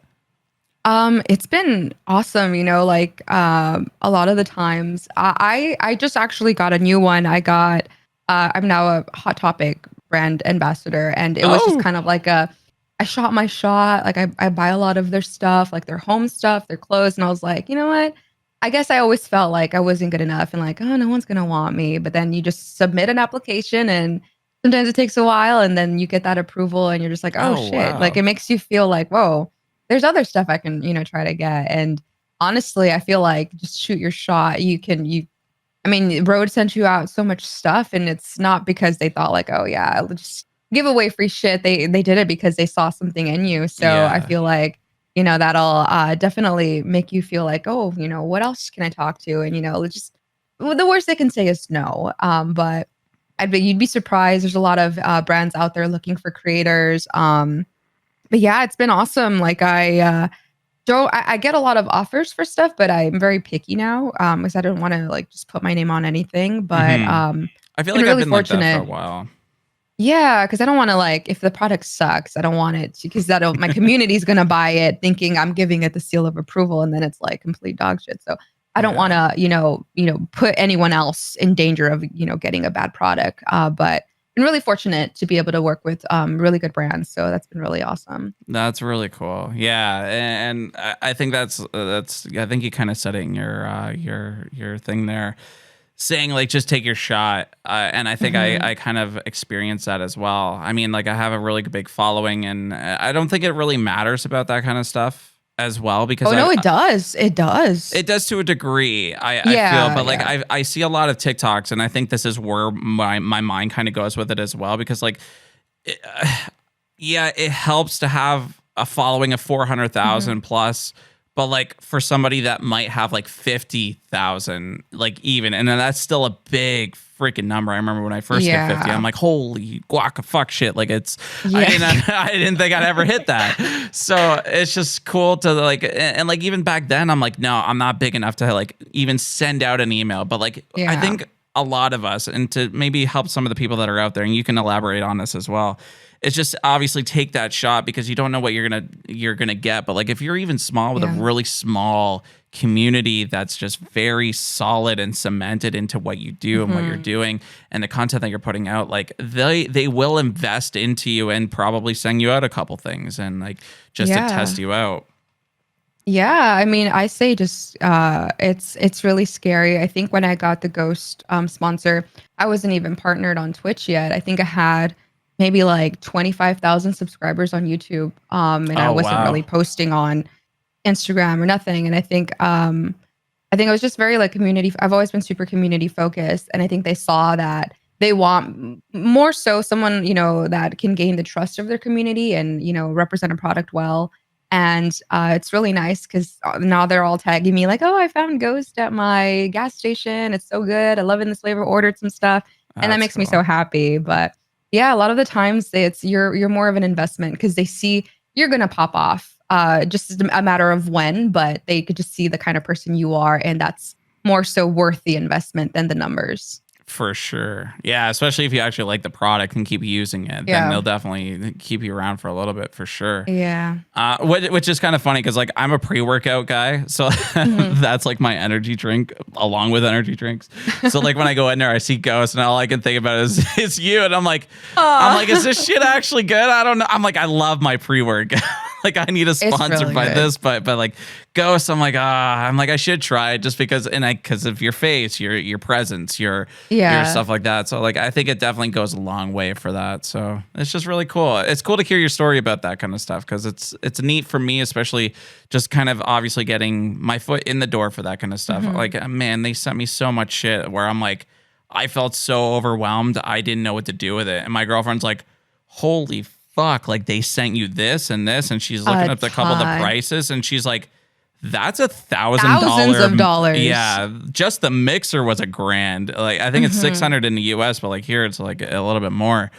And I'm like, it's expensive. I'm like, what the fuck? So I'm like, yeah, make sure my road thing is all nice. And Hashtag bleghs. Yes, I know. And then I was thinking too, like with the road sticker and stuff on there, I'm like, how can I put my black thing on there? And yeah, I don't know if you can actually take that off, but it does look cool with the road. It's just that my camera's not close enough, or sorry, far away enough.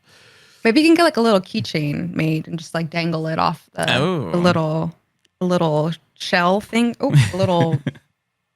Yeah, I know. I thought about doing my mic and stuff as well, but I'm like, honestly, I'll just ride this out. We'll take the road out there. That was corny. That was cringe. That was cringe. Yeah, you want to talk about cringe. But I have a couple other questions here and then just kind of wrap up. I know I got a couple minutes here, but for one, I just want to say thank you for just joining us today. And I'm glad I could actually say thank you for just for not rigging Not I rigging. can't believe we're saying this now. 'Cause I'm like, I didn't say anything for a while. But yeah, so for a lot of the people, and I have it hooked up here too. Like the microphone, like I have it hooked up for my girlfriend already. So that's the other mic that's just chilling there. Yeah, the XDM. So she uses that. And then I'm hoping Look at how beautiful. It's so nice. I honestly like the looks of that compared to the podcaster. Just because of the red accents on it. I like color. Yeah, and then this is the best boom arm I've ever used in my entire life. Oh my God. Where's my other boom arm? It's so sturdy. So this one is like a mic stand, like taped duct up. taped. Oh yeah, it's taped and everything. It's not actually on there. It's got like little clips on there. Oh, it's terrible. So R.I.P. It was one of the tabletop ones, but then it just didn't hold on right. But oh my God, this thing was like, I'm like, oh, this is nice. And it actually goes longer. So like the table that I have is like this thick that I'm using everything on. So it actually just clips on properly. Oh, I see. So now I got them like back to back. And then my girlfriend can sit on the couch and like yell at me while I'm doing reactions during stream.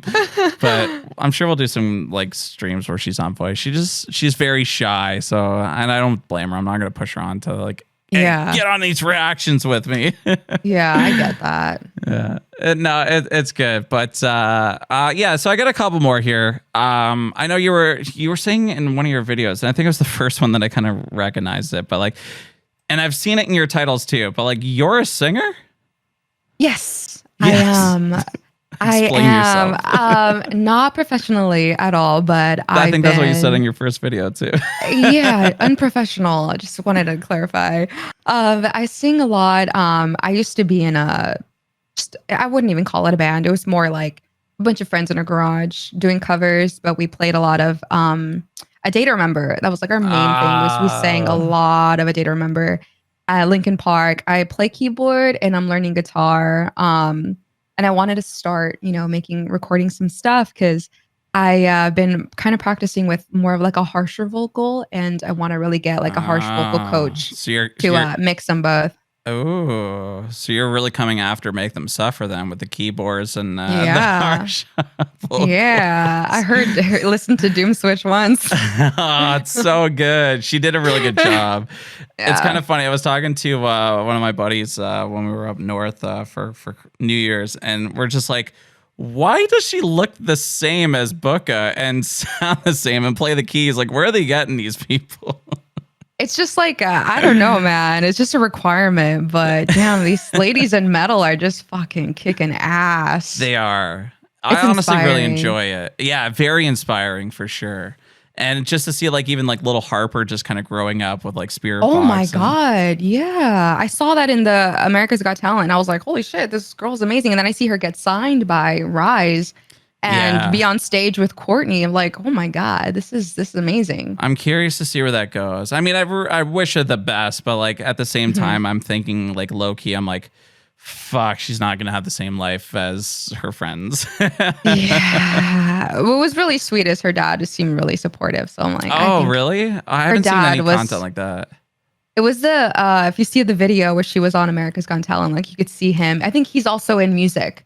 So he was like, he's got like all the super cool things. Yeah, he was so supportive and he was being so awesome with her. I just got a random follow and the notification came up. I totally forgot to turn that off. Welcome in, Slamaholic. Welcome to the stream. Oh, you can see that, yeah. Yeah, thanks for the follow, Slamaholic. Slamaholic 420. Oh shit! But no, this has been great. I think I kind of want to finish it up with the whole mental health thing because I think it's really like powerful just to even come out and speak about it. I've had a couple friends just go over the holidays that have really been struggling with some stuff, and even I've seen it here in my personal life with some friends and family just kind of go through some stuff. And I don't know if you want to kind of elaborate on that. And like, I saw your Metallica thing, and I'm just like, oh, she's got to close out this video. Like, she's way better talker than I am, and especially on that topic because I mean I try to be there for a lot of my friends and people in our Discord, and I think we have a really safe space for that. And I know a lot of the content creators on here do too, including yourself. So like, Yeah, I just personally want to say, like, keep doing what you're doing. Try to keep your head up over the water. Things definitely will get better. And yeah, I'm terrible at this. Aileen, take it away. I got you. As far as mental health, I feel like even like growing up, people really didn't understand it, and especially like I'm Hispanic, and Hispanic backgrounds is like just be happy. Like what the hell? Like Oh, be happy. It's not that hard. So when I started taking antidepressants when I was really young, and I got made fun of, and I just like quit abruptly because I didn't want to deal with the bullying from my family. And so when I moved over here, I was just dealing with some shit, getting into content. And I feel like when you're in content mode, and especially when you're grinding, you kind of forget about yourself for a second because you're just thinking about numbers, posts, premieres, comments, mm, follows, subs. Like you get in this little like bubble of online. And so it's really hard to remove yourself from that and acknowledge that you yourself need help. And I started noticing it, like my sleep was getting fucked, and I just was so, drained and exhausted. I didn't want to get out of bed. And I started realizing, like, oh, and once I'm talking to friends about it and being open about it with my community, and I'm realizing, like, oh shit, no wonder I'm feeling like this. I'm suppressing a lot of stuff. And funny enough, a lot of it started coming up from my reaction channel. I was listening to a lot of Alice in Chains and, Nirvana. And I was just like, why do I feel so sad? Pink Floyd, Wish You Were Here made me feel so sad. And I felt empty the whole day. And I started, reflecting and thinking about it. And it's like a light bulb went off. And I'm like, oh, a bunch of shit I never dealt with from my past is, slowly creeping up again. oh, And I knew I had to deal with it. And so I took the time off. And the first week was really hard because I constantly on Discord, like, is everyone okay? Do they need me? What's happening?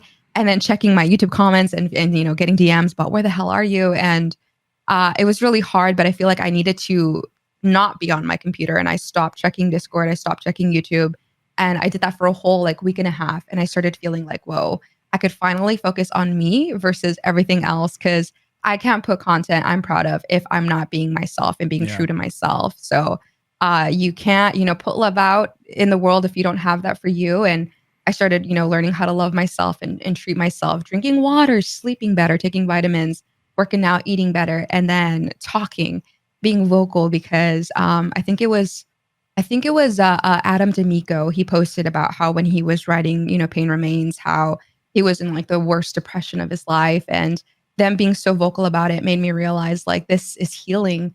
Is him saying those words made me feel so validated and like I wasn't Uh, alone. And he did that for so millions of people listening. And I felt like, when people in my community telling me, like, because you said that, I felt like I could, have the courage to talk to a friend. I could have the courage to sign up for therapy. And, you did that for me. So it's just so important to help others. You don't know what other people are going through. I might be smiling in my reactions, but, I'm also not going to post me crying on a video because, this is the edited me. But people need to be a lot kinder to each other, have a lot more empathy, yeah, and realize that it sounds so cliche, but honestly, treat people how you want to be treated, because you don't know what's going on in people's lives. So take care of 100%. your mind, take care of each other, and put love out there, and just stay true to yourself. And that's the best thing we can do. And if someone comes to you, don't make them feel like it's a stigma for them having depression. Have the Yeah. empathy to hear them out and help them as best as you can. Yeah, But it's definitely hard even for that. Like, I mean, I had a couple friends reach out to me, and like, I wish I could help them a lot more. And you can provide them with phone numbers and yeah, a crying shoulder kind of thing. Hey, vent out if you need to help, but like at the same time, like when they do yeah, recognize this and they do reach out to that. I mean, just for you to be there to talk to can be so mhm, much more than a lot of people kind of realize. And I think yeah. I've realized that as well, just going through this journey, just going through the community building that we have been doing. So yeah, I totally, yeah, you took that away like crazy. I thought you were gonna go into like RuPaul there with how can you love yourself if you can't, or what is it? How can you love somebody else if you can't You love can't love yourself? yourself. Yeah, Yeah. I watched all those. Yeah, I'm not afraid to say that, chat. Honestly, it's my guilty pleasure too. So no judgments Oh here. man, I got a few closet shows that I watch that I probably Same. shouldn't watch, but my Yeah. girlfriend likes them, so I'm like right into it. I will not never leak those to anyone that's listening to this. Yeah, no, never. But no, Aileen, thank you so much for just hanging out. Thank you so Thank much you for the for kind having words me. and keep doing what you're doing. I think what you have here is just awesome. Your community is just amazing. Your Twitch streams are just so much fun. I think you're a little bit crazy for doing 24-hour streams. I can barely make it out of 4, but I'm constantly listening to music and reacting. So I'm sure I could probably get there, but I don't have the time to do that. But you're Oh, no, awesome yeah. for doing that kind of stuff. Well, thank you And so much. I'm glad you took the time that you needed to do to kind of get there. I kind of wanted to ask, like, what, like maybe it can help somebody else here as well. But like, what are you doing to kind of like help yourself kind of step away from those kind of things? Like for myself, when I went through a lot of stuff, and I'm not afraid, and I've said it many times before. But I went through some stuff as well, like selling my house, going through my divorce and stuff like that. Moving into the city was just a huge freaking change. But I was like such at a low point and doing reactions still at the same time. Like just, I had to like just take some time. But like I got into like microdosing psychedelics. I see. Yeah, so psilocybin is what I was kind of microdosing. Never tripped out or anything on it, but like I've done so much research in it prior going into it. But like it helped so much of my anxiety, where my mind was, how clear everything was, what I was doing, and this and that. But like, yeah, I don't know if you want to share that kind of experience or like kind of what you've been doing. I know you went for a walk today, but those things are great. Funny enough, I got a treadmill at home, so I will put a show on, and then I'll end up walking for like 2 hours. Oh, nice. And do like 7 miles or something, and I feel so much better. I'm getting active. Doing a lot of more yoga now, working on more like meditating, breathing exercises. Meditation is huge. A That's what I lot got of into. water. Drink a ton of water. Just take care of your body. Eat a little bit, better.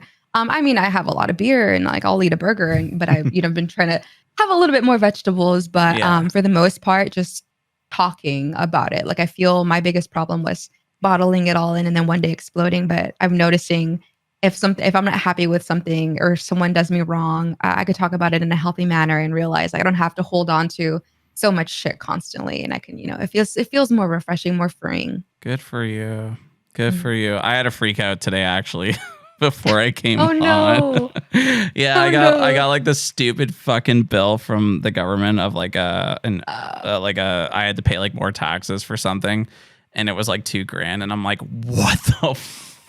Oh my god. Oh yeah, and like on top of that, like I had like another, like we live in a condo, so they can like just randomly jam assessments on you. So there's like for our balcony, they need to redo the balcony, so that's another $10,000. And then it's just our dishwasher went right before Christmas, and it's like, where is my fucking break? Where's my break? Yeah, I had a ranting session with a good friend of mine. And I'm just like, I need to like punch something or like set something on fire. You should get a punching bag in the background. Yeah. Instead of punching your microphone, just get like one of those like little dummies. I can't though, because then people will say I'm copying hardcore Keem. Oh, true. And That's I don't true. have the room in this place. Like I don't think she would like a punching bag in the background either way. So no. I mean, we have a gym downstairs. It's just like, yeah, that kind of tipped me off today. I'm just like, fuck. I'm just That like, sucks. so I had to like talk myself through it and just kind of ground myself again before I came on. I'm just like, yep, what can I ask her? What can I get this thing flowing? But yeah, anyway, it worked out for the best. And I just want to say thank you for just being here today, sharing your story. And I wish you nothing but the best. And another big thank you for just kind of putting me in touch with Road and all that stuff. And I just hope nobody says anything about the whole freaking thing. I don't know what you're talking about. Yeah, I didn't hear anything either. So Of course. Thank you so much for having me. This was so much fun. I really appreciate all the hard work that you do to put into all of your videos and all of your content. And this has been so much fun. And I'm really, really grateful for you asking me to do something like this. This is awesome. Yeah. Fuck yeah. Pleasure is all mine. Thank you so much, Aileen. Have yourself a great day. You too.